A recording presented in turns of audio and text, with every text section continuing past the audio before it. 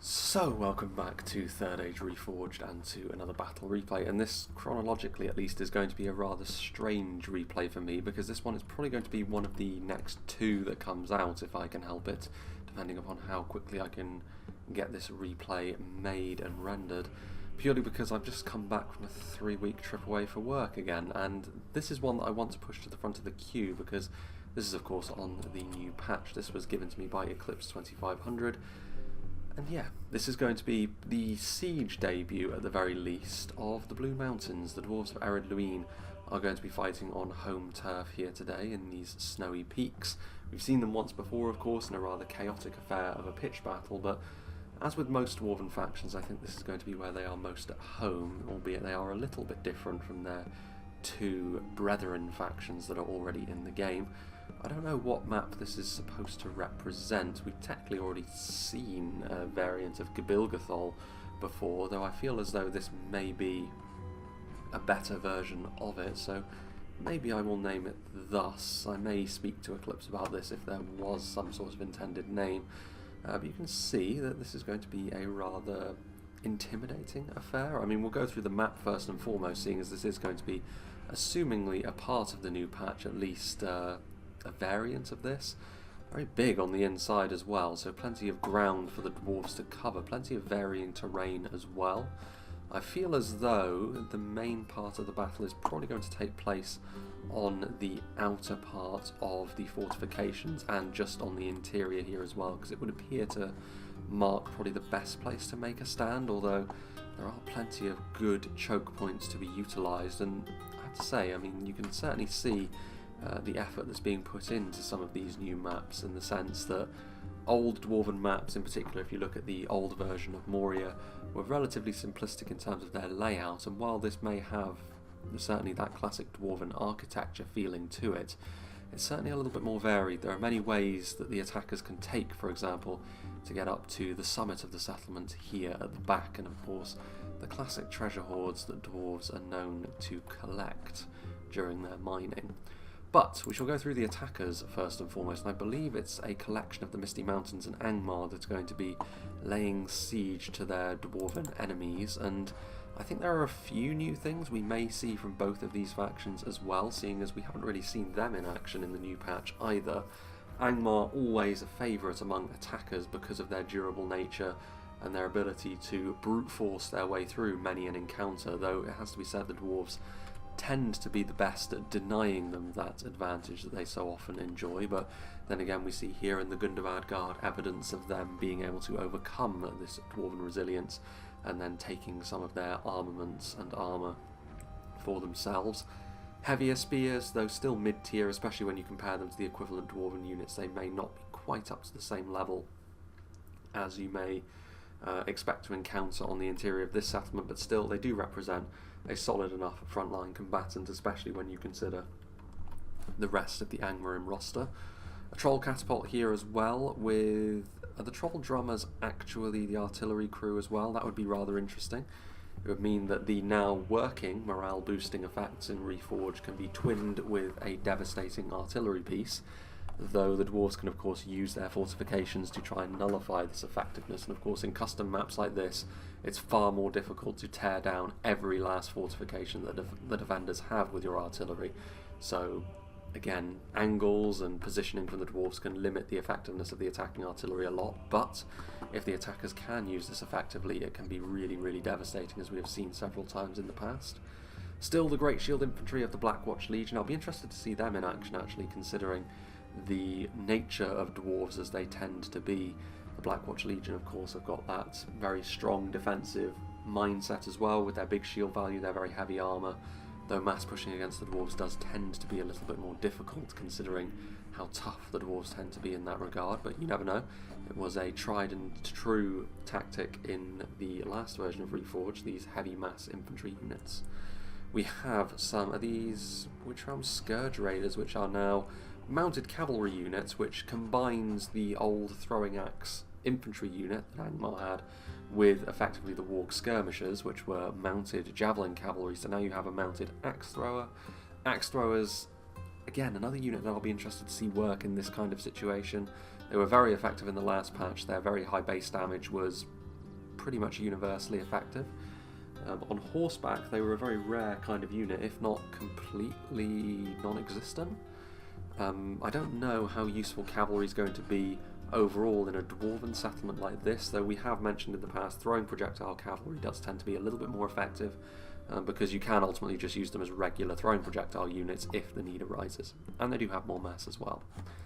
Guardians of Khan Doom as well, a heavier infantry unit, looks like they have their armour upgrade on as well with their jet black armour, will give them that heavier resilience that they will need when they're facing off against the dwarves, so dwarves do tend to have armour piercing and quality in abundance, so they may not enjoy the same level of effectiveness as they would against slightly lesser foes perhaps, but still they do represent the iron core of Angmar's army, and of course their relentless push towards their goal, which is always going to be Angmar's focuses, though it'll be interesting to see how it reacts in this new patch with all of the new balancing that is in effect.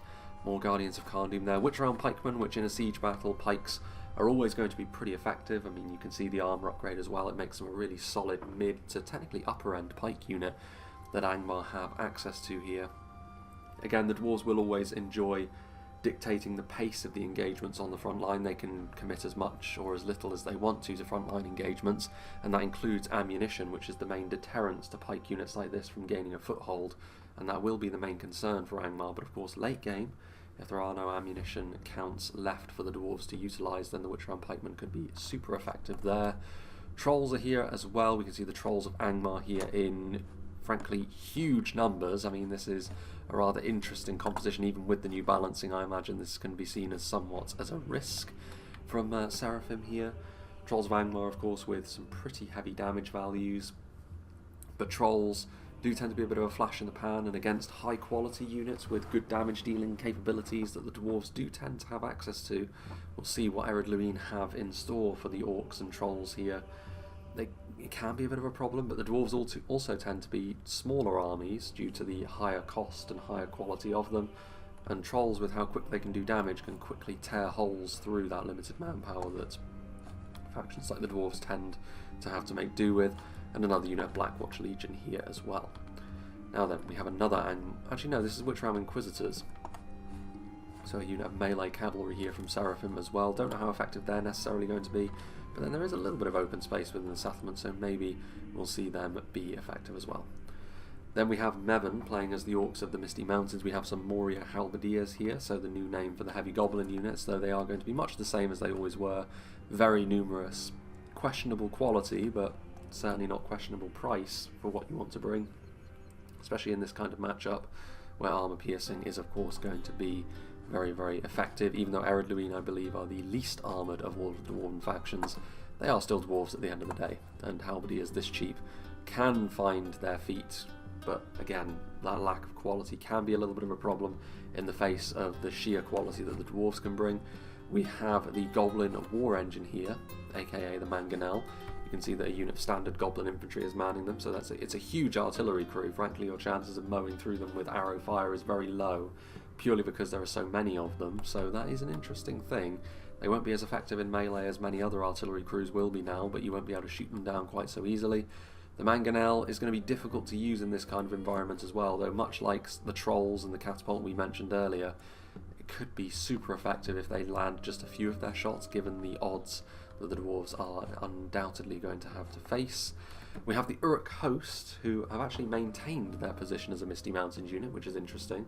I know that way back when the idea was to transfer them to Dol Guldur, though I believe Dol Guldur now have a little bit of a different focus, maybe a little bit more of a Lightfoot emphasis on some of their mid-tier units, whereas the Uruk host here are more of an analogous to the Uruk-hai from Isengard, and it does give Misty Mountains the option at the very least to go for something a little bit more quality heavy, and this is the sort of thing as well which will do better against the dwarves as well, though you can see from their numbers that they may not be as effective as they used to be in the past, at least in terms of quality, but more numbers, better armour, generally speaking a little bit more effective than the Moria infantry.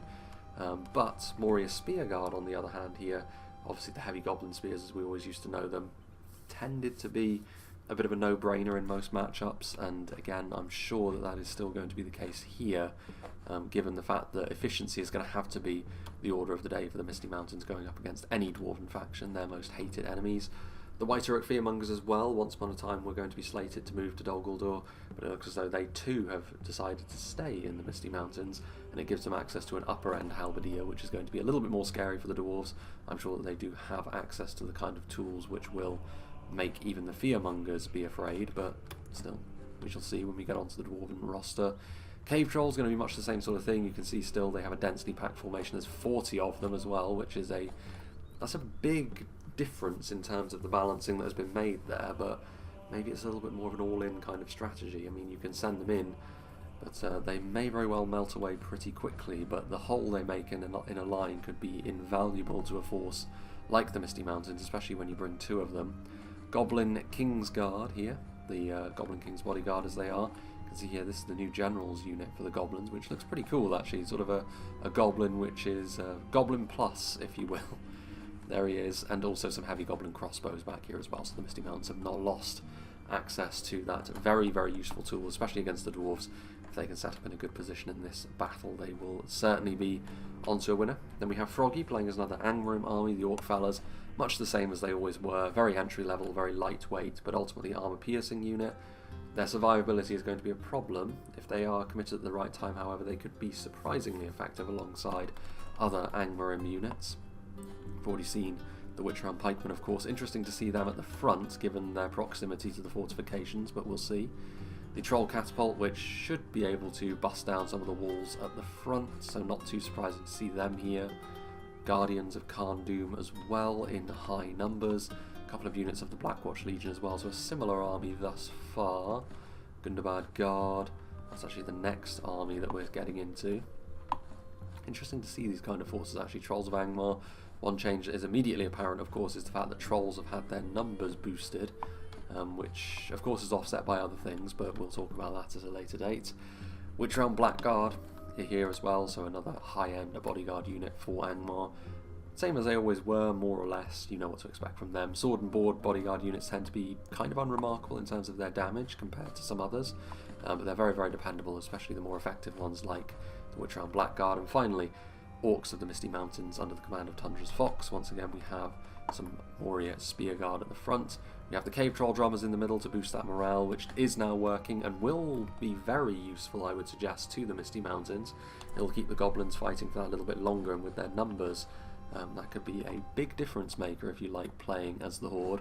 And then we have some Black Uruks in here as well. They were a surprisingly effective unit in the last patch, given the fact that they could go toe-to-toe with some pretty heavy hitters.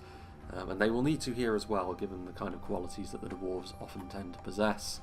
Uruk Host, as we have seen before, Fearmongers and Cave Trolls in attendance also. The Blackback Berserkers still maintain their position as a Misty Mountains unit as well, the most damaging unit of singular infantry that the Misty Mountains have. Certainly very savage, though. Also had a tendency to be fairly vulnerable to projectiles, as they used to be. Another Goblin War Engine, more crossbows, and the Drake Broodlings, interestingly enough. Be interested to see how they work. I imagine they're very much the same sort of thing as they used to be. Living battering rams who, if they get momentum and the wind in their sails, can be a real problem, but can equally fizzle out pretty quickly. Anyway, for the moment that I'm sure many people have been waiting for, let's go through the defenders here and the dwarves of Ered Luin, starting off with maybe one of the more controversial instances, and that is, of course, Dwarven Cavalry, in the sense that it is. We have the THORINS Warborn under the command of Sin of the Dark Cloud here. So this is going to be fairly similar, I would suggest, to the kind of cavalry that you would see from Erebor. Very damaging, pretty heavy metal, though they maybe lack some of the swiftness and precision that some other cavalry units tend to have. They're not lance cavalry after all. You can see axes in hand. They're going to be a little bit more savage about how they go about things.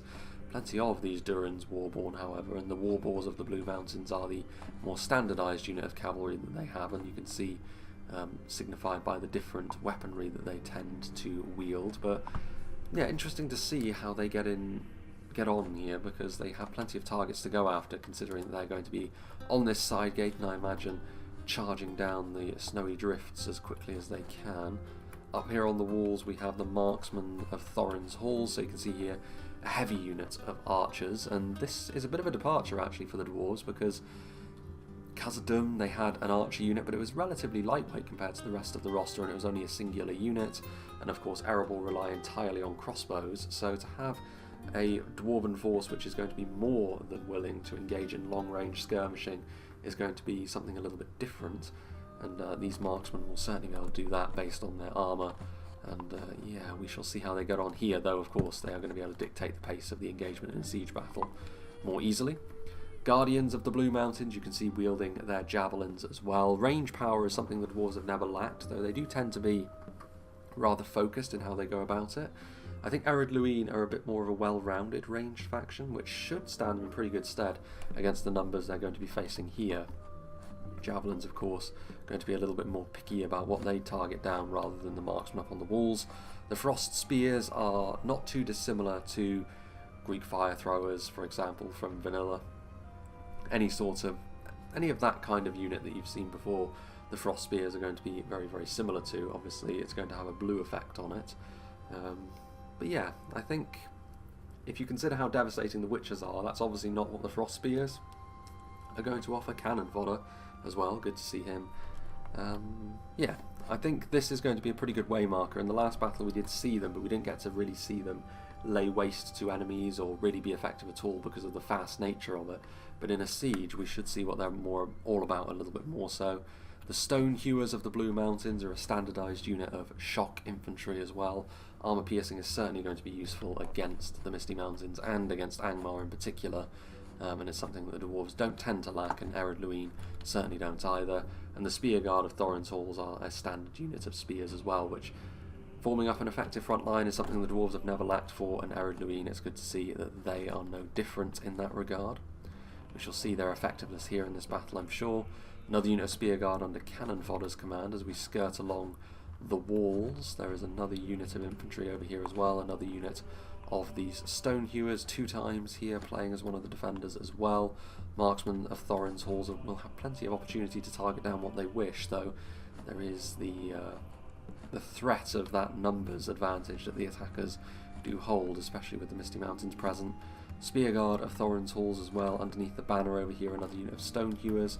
So the Thorin's Halls units have got that armour, of course.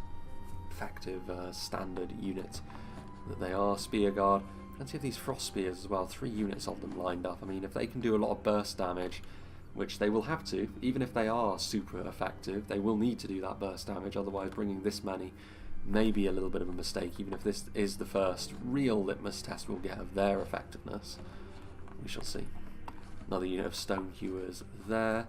We have another unit of the Spear Guard, so the Thorin's Halls units. We'll see how strong the Blue Mountains backbone is here, because all of these Blue Mountains and Thorin's Halls units are going to be the mainstay of many a Blue Mountains army.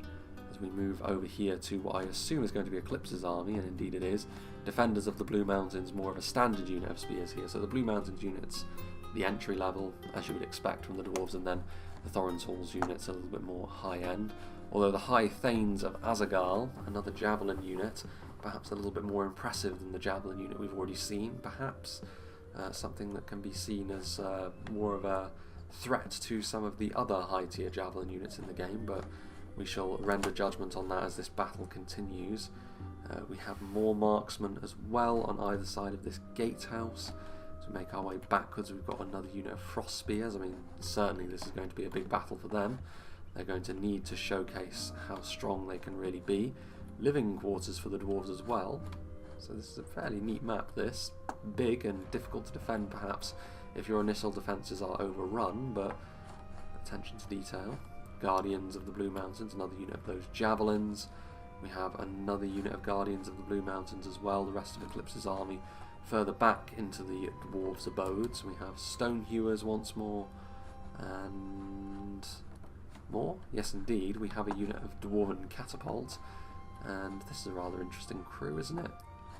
Don't actually know what unit that is, but Frost Spears of Azagal, and we have more Frost Spears, more Guardians of the Blue Mountains. So Wardens of Thorin's Halls is an interesting one. You can see here 103 of them, but that is going to be a more upper end unit of standard infantry, albeit they are a dual wielder, so maybe a little bit more evidence of the Dwarves of the Blue Mountains foregoing a little bit of survivability in exchange for other abilities. And then we have more Stone Hewers as well. So we make our way towards the heart of the defence over here, in and around the town centre. We have some marksmen of Thorin's Halls over here. we have some Grenadiers of the Blue Mountains, which are going to be Nafatoon-esque units, you would suggest.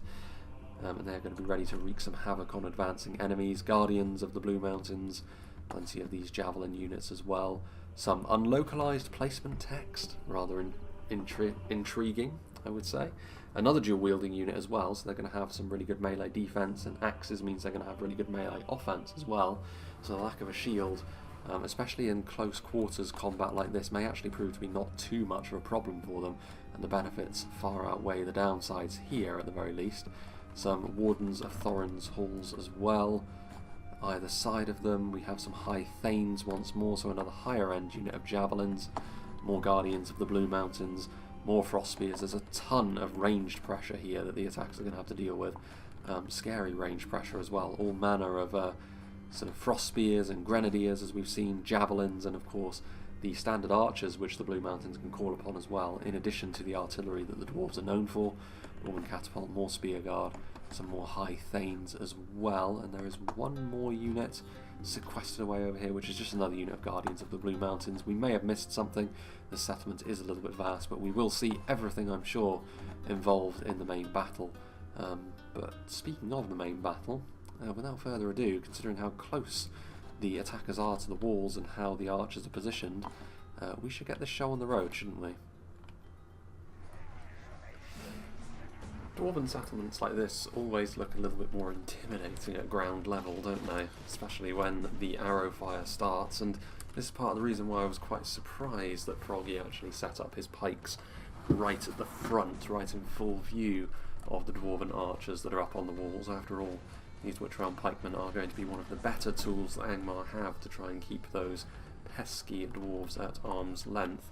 Though I would also suggest that it's probably not a huge amount of time that these archers are actually going to be able to remain up on these walls with those artillery pieces already firing upon them.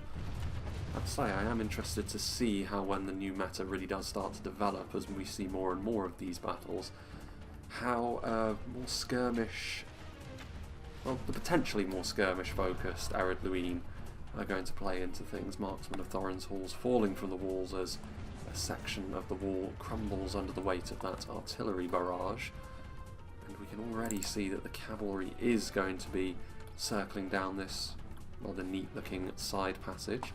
So we'll see as well how the THORINS Warborn get on. As I already mentioned in the army composition phase, I would imagine that in terms of effectiveness they are going to be fairly equivalent to the kind of mounted units that Erebor can also utilise. We can see that already Warrior Spear Guard forming up a defensive wall, and if there's one thing that the Misty Mountains don't lack for, it's anti-cavalry, especially given the density of spears and halberdiers that they have decided to bring. Trolls, of course, can be good against cavalry if the engagement is more static. They don't do so well under charges, but there are more of them. Really interested to see how effective these vastly expanded units of trolls are actually going to be as the war boars continue. The main section of the infantry is also starting to move forward now as well, with the wall almost completely crumbled, and the dwarves more than willing to simply keep their archers up on the walls. They didn't actually lose that much of the units, and this elevation allows them to continue to shoot into the advancing orcs and goblins. Fear is worse than fighting. Troll Catapult already firing away at long range. Marksman of THORINS halls over there from Eclipse also under fire, as the rest, the Barrow Wights also revealing themselves. You can see the Barrow Wights being given a bit of a new model now as well, certainly more detailed than they were, and they are also a little bit less glowing, which is pretty neat. Here, the first charges come in from the THORINS Warborn. Bold, considering the fact that it is a line of spears that they're having to deal with, and the Witch-Realm Scourge Raiders throwing their axes in as well. THORINS Warborn charging forwards once again. Dwarves well known for their mass, and their cavalry is almost certainly going to be no different, but I would question what's going on there. The new model for the Snow Trolls as well, of course. Snow Trolls are a unit that can hide, much more akin to the other more updated units of trolls now as well, rather large. They reveal themselves, and yeah, this probably wasn't fertile ground for a cavalry offensive from the dwarves, but I guess if you're not going to use them now, when would you have used them? Witch-Realm Inquisitors also up up in the business of what remains of the Dwarven Riders, but you have to say that wasn't a particularly solid opening gambit there, and I think the Dwarves will now settle into being far more defensive and conservative across the rest of the battle. They do still have a few units of cavalry roaming around here that they could be a bit of a nuisance with, but little else, I fear, as the Warboars get caught up on some spears. Durin's Warborn charging in, and they will be able to get a rear charge there into the Gundabad Guard. Well, they almost did. The Gundabad Guard did manage to turn around. Another unit of spears, all of these anti-cavalry units making life difficult. Durin's Warborn do rout. Warbor's still here trying to deal with the Guardians of Khan Doom. More Barrow Wights make their way forward. I do like the updated models on the Snow Trolls and the Barrow Wights that we've seen so far. The armour of old being donned by them. Orc Fellas. Again, another unit which, if you can get a good charge off into them, they will crumble, but another unit with decent enough damage values against cavalry. Plenty of these Guardians of Khan Doom. At this point, they simply don't have enough cavalry to actually do the level of damage that I'm sure they would have been hoping for at the start. What have we here? Well, a disappearing wall. Barrow Wights here. It's a rather weird moving animation. Still, they seem to be a little bit quicker. Another unit which we'll have to look at the stats of as the development nears its conclusion as to how effective they're actually going to be. All fortuitous artillery hit there into the dwarves behind the gap that has already been made, and there they are, defenders of the Blue Mountains. So far it's been a bit of a rough experience for Ered Luin as they fight on home turf, though I'm sure we're going to be seeing a little bit more in terms of range damage as the battle goes on in particular. From Inquisitors, that's pretty much it. Still some Trolls of Angmar roaming around in the background. Other than that, they are going to continue to try and poke holes in the walls first and foremost. Then the additional one when the gates fall as well. As the Barrow Wights slowly plod their way into the settlement. Being given a little bit of room here. A little bit dangerous perhaps, Ered Luin, leaving some of these marksmen of THORINS halls a little bit more isolated. Could easily be surrounded after all. There's a lot of pathways that can be taken here though. Apologies for the camera moving up and down, but it's kind of unavoidable when you have a dwarven settlement, it seems. High Thanes ready to receive guests as well. The Barrow Wights also going to be the first ones in over here. Not leaving anything to chance here. They're using an awful lot of their artillery ammunition to peel away the outer layers of the fortress. As I mentioned, I do feel as though this first layer is going to be fairly key if the attackers can make their way through it quickly and with minimal losses. I think that does really set them up well later on.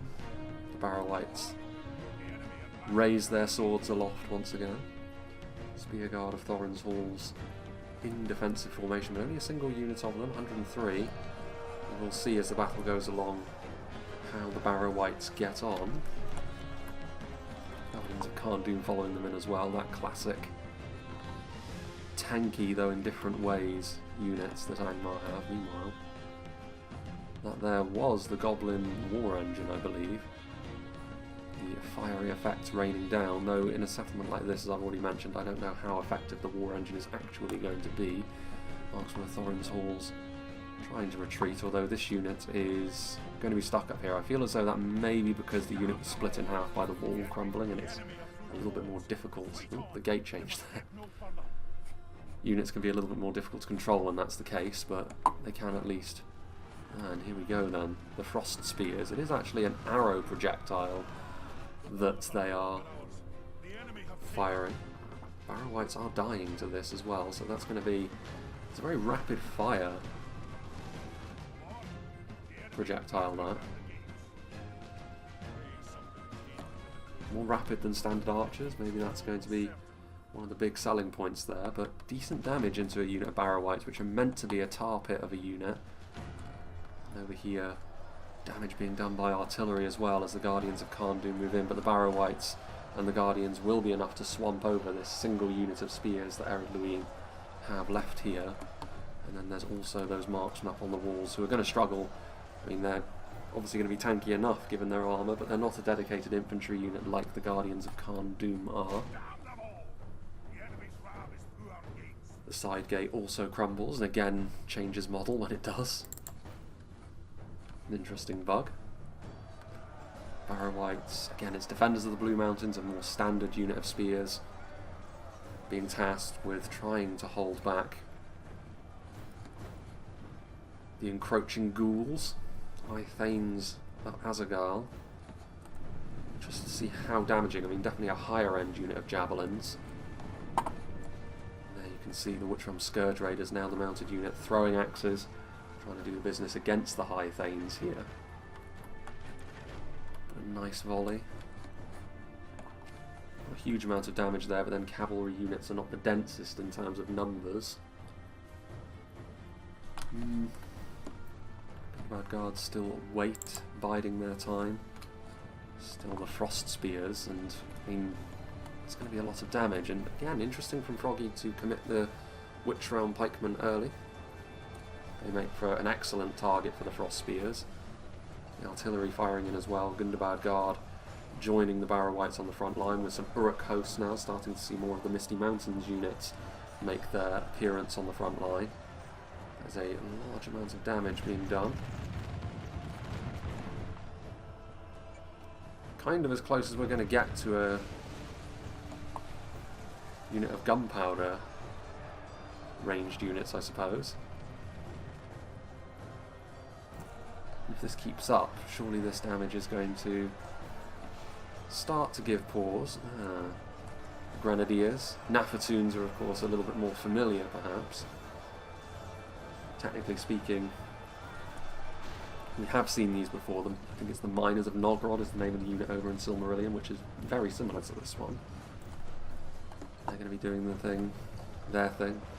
Stonehewers moving forward, bit of armour piercing on the front line will certainly not go amiss here, but the thin line that the dwarves laid on is going to be proved to be a bit of a problem here as more and more orcs are starting to pour through the now flagging lines.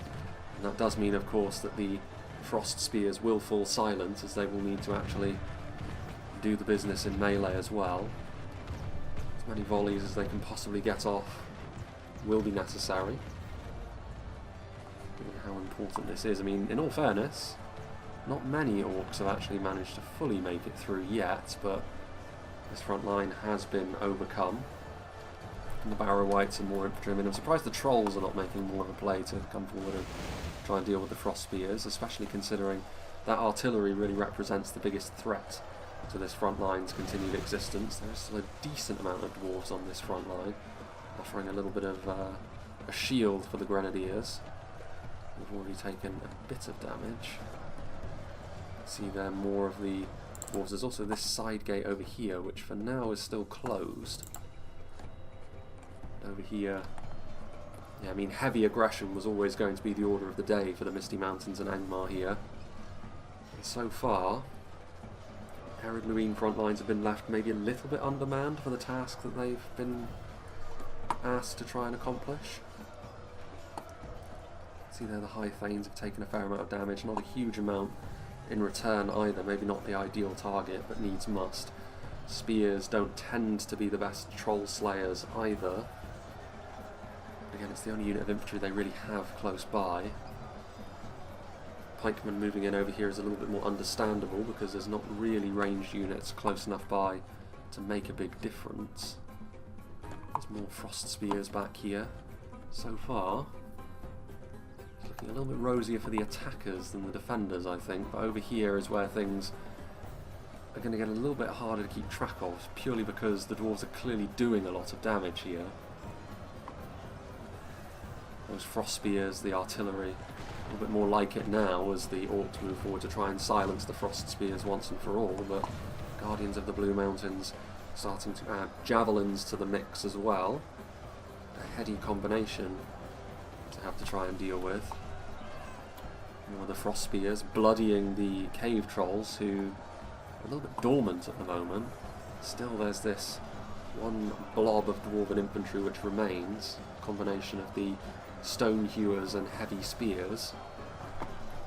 Managing to hold back the Angmar tide, which our Inquisitors also moving forward. A second line of Frost Spears, so sort of doubling up on another line of units. I mean, they're not devastating in terms of individual hits, but the damage is certainly quick and consistent. And that may be more useful here, especially when you add in the extra damage that those javelin volleys are going to be causing. Trolls must be pretty damaged by now. The Blackwatch Legion managing to punch through the more limited numbers of Frost Spears at the front, managing to get to the Catapult crew. Catapult crew themselves will be capable of looking after themselves there, with how artillery crews are now actual useful melee combatants as well to varying extents. The other side gate also falls. Dwarven resistance up there will also be put to the test. Barrow-wights moving forward. Trolls of Angmar moving in to try and finally crush this section of Dwarven resistance once and for all. Inquisitors still moving. Pretty much secured this area over here, though there is another part of the Dwarven resistance as well. Stone Hewers, pretty good against trolls and will also be good against the Uruk host. Shock infantry like this does tend to trade in a bit of their own survivability though, so they definitely have a shelf life on them. Remains, the burning remains. Some marksmen of Thorin's halls. And some Frost Spears moving backwards, so how much resistance are the dwarves really prepared to put on? It's more of a skeleton crew over here once again. I think maybe this has happened a few times too many for my liking in terms of me fancying the Blue Mountains' chances of victory here. Very often we've seen a pretty substantial numbers advantage on the front line for the attackers, maybe trying to spread themselves a little bit too thin. This is a large settlement to try and cover everything on, but perhaps that individual dwarven quality can be of use as well. Uruk host occupying the walls, overwhelming force being applied to the situation most assuredly. You can see in the distance there the Goblin War Engine has been wheeled inside, and this is probably the best opportunity they have to actually use it given the terrain. And up here we do have the Frost Spears who are capable of banking their shots as well, though I think too many of those are going astray. No, I guess not actually. Goblin War Engine is in place, although at this point, given the somewhat chaotic nature of this front line, if they were to use it, I feel as though they'd hit their own men just as much as the dwarves, and unfortunately for the orcs, their morale is even more suspect when placed under that sort of morale shocking capability that the Mangonel tends to have. Very much a double-edged sword for the Misty Mountains, that. Yeah, maybe they already are in the ascendancy, so they don't really need to hit the panic button of using their artillery here. Really what remains is just a few of the Frost Spears which are trying to hold the line. What have we over here? Frost Spears of Azagal as the Gundabad Guard and Trolls of Angmar start to push forward. Guardians of the Blue Mountains, more javelins, point blank shots from the Frost Spears. That would be another cause for concern here for the Blue Mountains, the fact that many of their ranged units have been engaged in melee before they can utilise all their ammunition. Trying to do some morale shocking here, clearly, with the flaming shot from the marksman.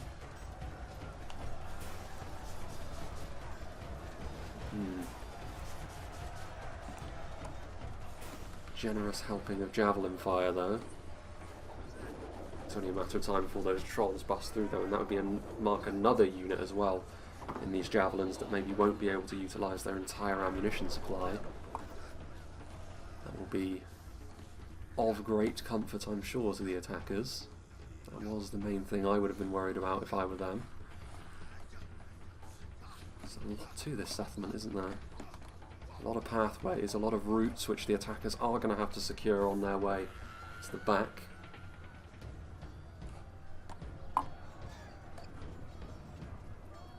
Victory seems certain for the Barrow-wights as they do manage to catch up to the Dwarven Catapult. Maybe a little bit of a messy retreat as well. There's still resistance. I mean, that is one thing. The attackers could be in a bit of danger of overextending themselves. There are still those pockets of dwarven resistance here and there that they've simply pushed past, but more and more map control is falling into the red team's hands. Troll catapult, obviously slash troll drummers still alive. Warrior spear guard moving forwards, taking another route through. That's everything from over here. The snow trolls stand out a little bit more now with their bigger frames. Yeah, another route. Already the dwarves are set up though. Wardens of THORINS halls. The dual wielders, cross spears moving backwards as well. Utilising their cavalry as well. There is enough space, a bit of a rarity that there's enough space within a dwarven settlement to be able to use cavalry somewhat effectively, but trying their best. Again, another example of a bold charge into prepared spears from cavalry, and much like how it didn't work for the defenders outside the settlement, it's not going to work for the attackers inside it either. Stonehewers routing. Good opportunity for the Inquisitors to pad their kill count out a little more. Already useful earlier on as part of the effort to blunt the Dwarven Cav. Guardians ready to utilise their javelins should the need arise. Guardians of the Blue Mountains. The javelin line infantry hybrids that they are, being tasked with once again facing down the Barrow Wights.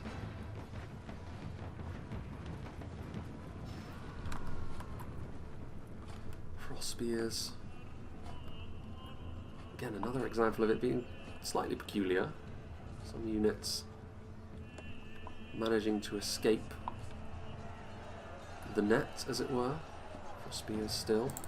Well, we're on Eclipse's side of the defence.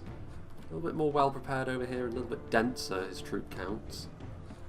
See, trying to push through. They have ultimately been pushed back up the stairs, although again, I think we need a little more. I think we need more of these units on the front line. Stonehewers, get more armour piercing for the attackers to contend with. This may very well be the end of these trolls of Angmar, but they won't be too concerned about that if they can maintain their Witch Realm pikeman lines.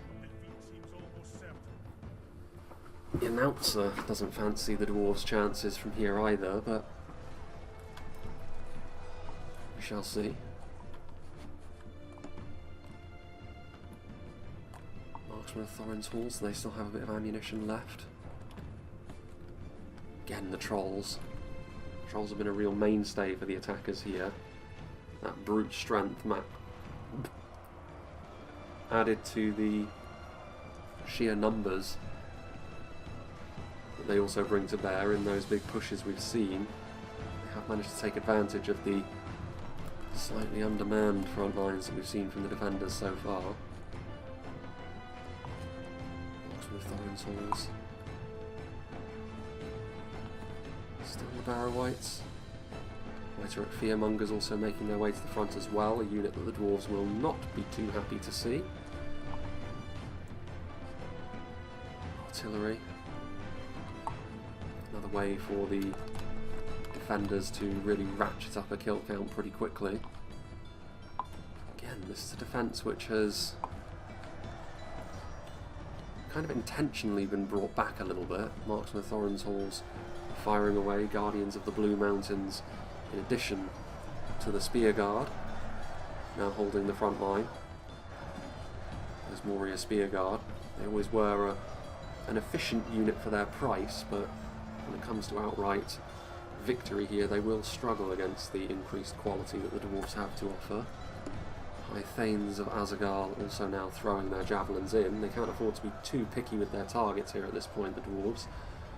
Too many of their ranged units have left ammunition on the table so far, and quantity of kills is going to be an important thing here as well. Goblin Kingsguard moving forwards. Marksmen of THORINS halls. Assault Berserkers revealing themselves as well. Bit of armour piercing. The Wardens of Thorin's Halls wearing their shields on their backs. The extra damage will certainly help them against the very under-armoured Mountain Orc Berserkers. Wonder if they've maintained their locked morale. Frost Spears firing away, managing to hit the sides of those Witch-Realm pikemen down there. Back to back, these Frost Spears now. It is another route to the town centre after all. So many to cover. Trying to make the map smaller at this point. It's definitely one of the ways the Blue Mountains can make a little bit of a comeback. Plenty of javelins once more. That could be the case when we assess things at the end. The attackers could ultimately end up losing because of the punishment they've been taking as they make it through. Difficult to assess as it's going along until it becomes apparent that their manpower count has depleted to the point where they can't keep their momentum going anymore, but oof. Friendly fire, not the sort of thing they need, but javelins and artillery doing the business. Guardians of the Blue Mountains also, so a combination of javelins and artillery here going to be doing damage quickly, and they will need that to continue to be the case, the defenders. Oof.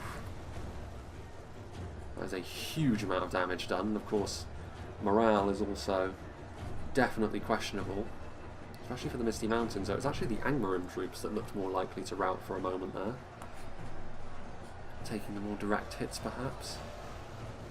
And just as we assess the situation from afar, that's a really good javelin crossfire. Of course it's the artillery doing the lion's share of the damage, but that is the sort of thing which has very rapidly brought the count down. And you can see the Guardians of Kharndoom moving to try and silence the Frost Spears. Wardens of Thorin's Halls look like they're going to be victorious over there. Heavy Goblin crossbows in a nice position though, and they will be firing into the Frost Spears. Point blank hits into a small unit of Guardians of Kharndoom which have peeled off. They can't afford to be taking hits from the side as well, but they rout. And now also another Dwarven catapult starts doing its grisly work, so the artillery for the dwarves here definitely dragging them back into this. High Thanes pulling out their two-handed axes. Bit of a clash of the titans here between themselves and the Blackback Berserkers. Some trolls still moving forward. I mean, that is going to be a problem, is can this catapult maintain with trolls on the way? You should be able to push through. There's another unit of marksmen which could get in the way and buy them yet more time. All those trolls are dying off, of course, meanwhile. The green fire, so the Witchers trying to give the Frost Spears a taste of their own medicine, and succeeding. You can see that the size of the Witcher's projectile has been changed a little bit, so they're not quite as utterly devastating as they were, but they're still very, very scary. Still over here, from Eclipse's perspective, it's still pretty much the same as it was towards the start of the battle. Simply not enough to withstand the overwhelming numbers. I don't know how much manpower Seraphim still has in reserve. Once again, it's the catapult which seems to be trying to drag Eclipse back into it, though it's going to be a little bit more difficult for him. There's more cover over in this section of the fortress for the attackers to use as they start moving forwards. Watch Legion. Marksman of Thorin's Halls being called into melee action as the Dwarven catapult crew also gets engaged in melee. Oh dear, thought it crashed for a second then. And perhaps the reason for that is the sheer amount of damage being done over here. The artillery piece, one of them being destroyed. The Goblin War Engine represents, again, maybe too much of a risk. There goes a Dwarven General. If they were to use the Goblin War Engine now, they would be very likely to rout a good portion of their own men, or orcs I should say. Frost Spears still firing in. You can see that even with the huge amounts of damage they've done, the dwarves still outnumbered on the front lines. Also see with units like Blackback Berserkers on the front line, there is a bit of quality, a bit of damage dealing potential, so they are still hovering above the precipice, the dwarves. The unlocalized placement text move in. Again, another unit which have got the flags on their backs. Not dissimilar to what we see in Shogun 2. Another Dwarven General. Hammer Guard and Black Guard fighting side by side. Heavy Goblin crossbows offering their support as well. Not the sort of thing that dwarves will be happy to see. So they've managed to do a lot of damage here, but they're certainly not out of the woods yet. Snow Trolls pushing forward, and again, when they really start attacking here with lots of infantry with the Trolls at the centre, that seems to be the winning combination for the attackers so far. The Snow Trolls do an awful lot of damage here. Marksmen of Thorin's Halls.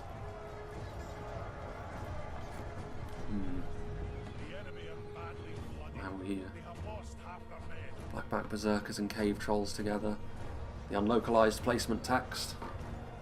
No idea what they would be called. Dual wielders. I don't know if they're armor piercing. It'd certainly be helpful. The catapult's going to need to make up its mind on what to do pretty quickly. Another unit of guardians are on the way forward. Is that going to be enough to try and salvage the situation? I don't know. There's a unit of Black Uruks here as well. There's a few units still in reserve, including another unit of Blackbacks. The sort of thing I'm sure the dwarves are absolutely thrilled about. Combination of that armour piercing from the Mountain Orc Berserkers and the heft from the Trolls. Speaking of which, more Trolls. Still, it's going to have to be the catapult. But things may be a little bit more desperate now. You can always tell when stuff like heavy goblin crossbows are being thrown onto the front line. Direct hit on them and they would surely rout, and even though they are terrible, sudden loss of 80 fighting goblins on the front line would be felt. White Urik Fearmongers struggling actually on the front line. They've managed to establish themselves, and that armour piercing very good against the Thorin's Halls units, but still struggling. The arrival of the Trolls will probably help them out. The Troll Catapult in close proximity, probably boosting the morale as well. Guardians, White Uruks, they do still have reinforcements back here, the attackers, but not much. So maybe they are running a little low now. Flaming shot being used as well by the archers in the town centre, so morale being targeted. Though what remains of Eclipse's force has now moved back to defend the treasure hoard. See here as well, I mean this settlement is so vast. It's a rather neat section as well. So the attackers have managed to push their way to the back side of the settlement, but now they need to push to the middle. Try and put some more pressure on that town centre. Would also mean that the defenders would not be able to continue to focus on the middle as they have done. Arrows now the main projectile source, maybe a little bit less devastating. That was the Goblin War Engine, but you can see that if they do hit their own units, most of them are Trolls though. Will the drummers be enough to keep their goblins and orcs pointing in the right direction? Well, not them. Heavy goblin crossbows run, even in the presence of the King's Guard.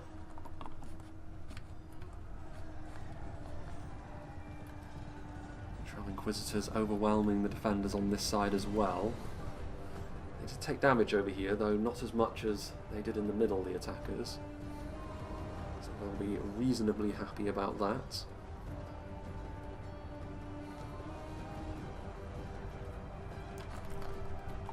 The back, Cave Troll drummers.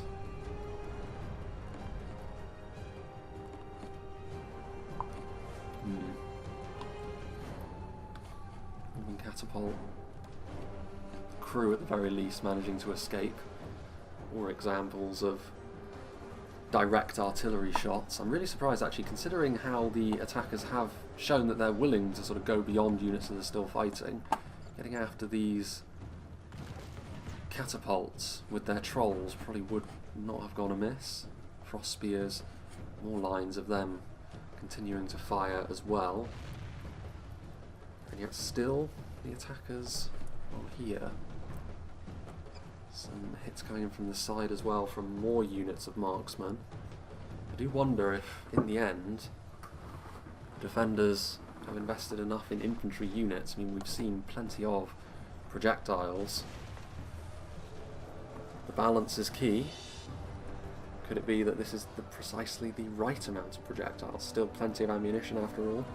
Many a defensive effort has come undone because they simply don't have the ammunition late on. But with this many ranged units, that's less likely to be a problem.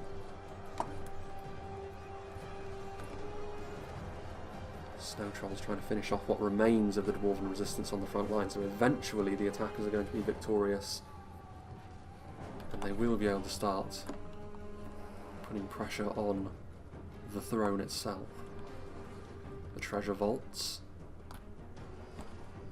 moving back.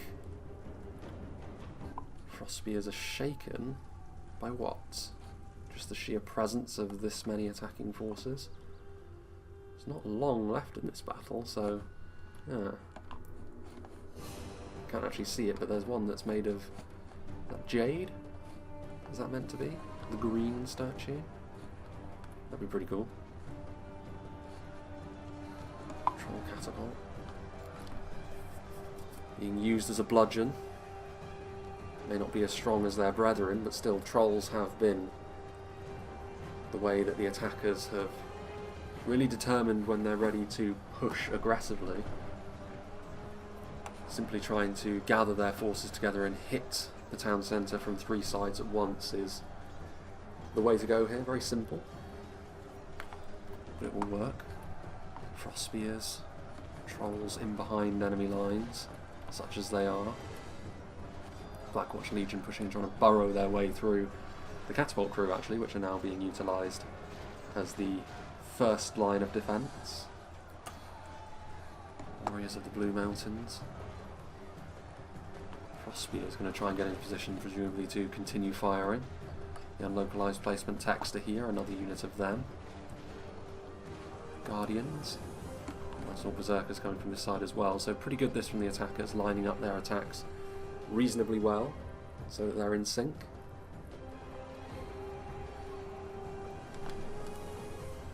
Heavy Goblin crossbows moving forward as well. Javelins and archers still with ammunition. Yeah, I think it's going to be too much of a gap for the dwarves to come back from, but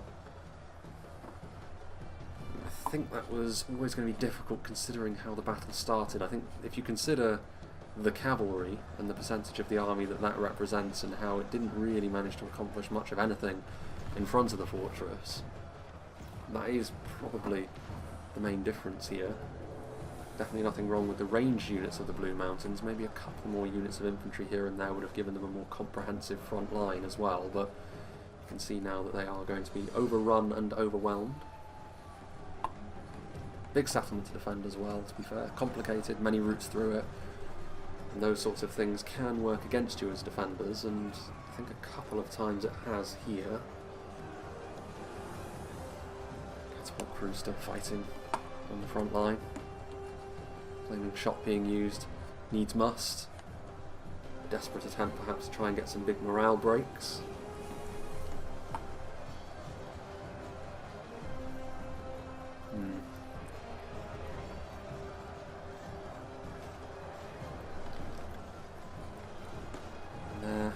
The localised placement text. I really wish I knew what they were called, because they're clearly the dedicated bodyguard infantry unit for the Blue Mountains here, wielding two axes.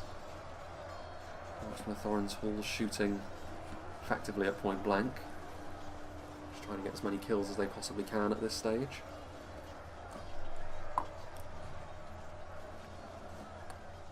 Catapult crew still here. This has been a something we've seen as well when like trolls and infantry are overwhelming the dwarves, and it's clear that they're eventually going to lose, but that dwarven resilience on show, they've managed to stay standing longer than lesser quality factions would.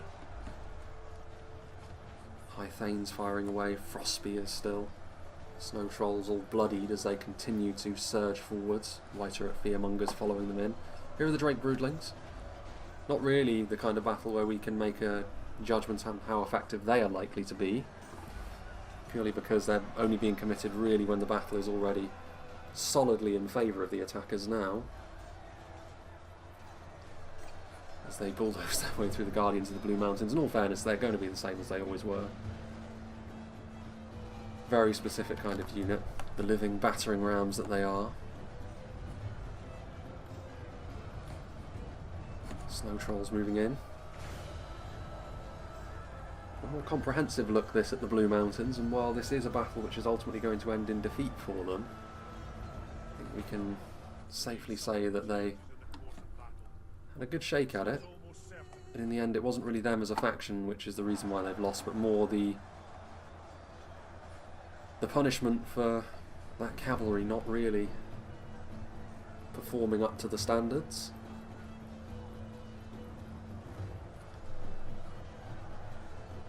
Bad guard. I mean, when you think about it, this is pretty much all that the attackers have left, and considering how large the Angmar and Misty Mountains armies are at the start, this isn't a huge amount, especially through that middle lane.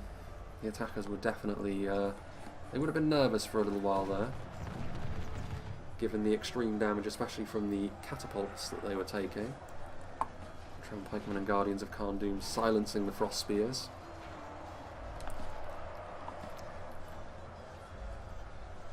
Troll catapult crew still kicking. Only 4 from Froggies, but still. The final Dwarven General falls to the Blackwatch Legion.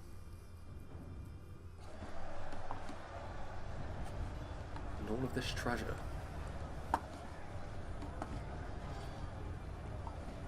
I'm sure that the Orcs will tear each other limb from limb over this, so in the end, while the Blue Mountains may be lost,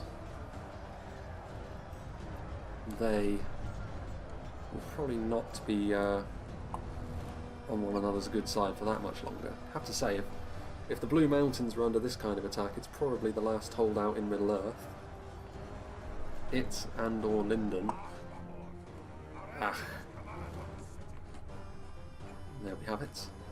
The countdown begins, but of course there's only 1,000 frames left, so we know that it's going to be a victory through the old-fashioned means, and this is the kind of settlement where that's always going to be the case, with the town centre right at the back of very long defensive positions.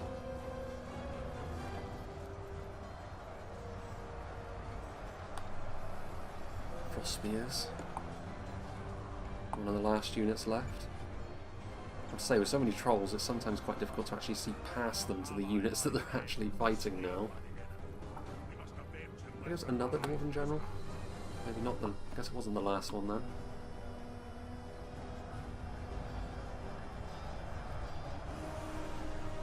And there we have it.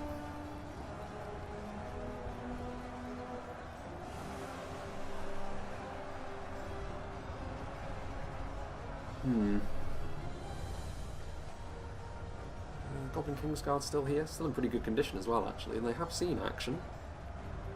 Ever the dependable unit. No frills on them, but it's going to be a unit of the Frost Spears, which are the last ones left standing.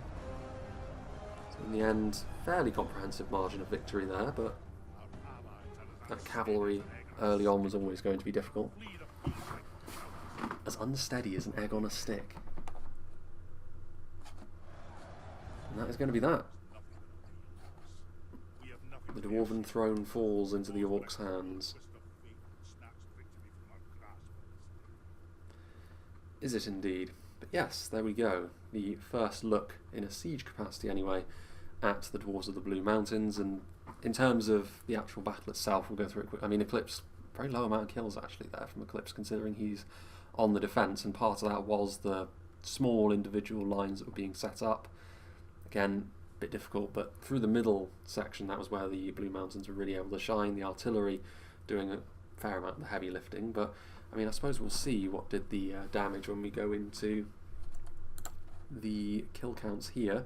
Unlocalized placement text, maybe not so much. I mean, Frost Spears of Azagal, 222, that's not bad, but the rest of the units hideously underperforming, really.